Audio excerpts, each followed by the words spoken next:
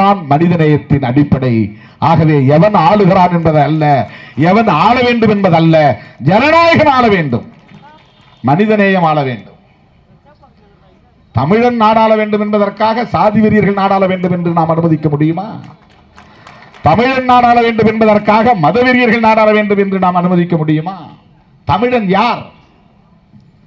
சாதி ஒழிப்பே மக்கள் விடுதலை என்று சொல்லுகிறவன் தான் தமிழனாக இருக்க முடியும்.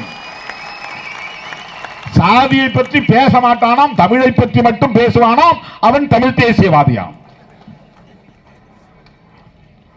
சாதி ஒழிப்பை பற்றி பேச மாட்டான், சாதி ஒழிப்புக்காக ஒரு மணியாங்கல்லை கூட எடுத்து போட மாட்டான், சாதி ஒழிப்பு களத்திலே நிற்க மாட்டான், சாதி வெறியர்களை விமர்சிக்க மாட்டான், சாதி வெறியர்களை கண்டிக்க மாட்டான், சாதி வெறியர்களோடு தமிழ் என்றால் கைகோர்த்துக் கொள்வான்.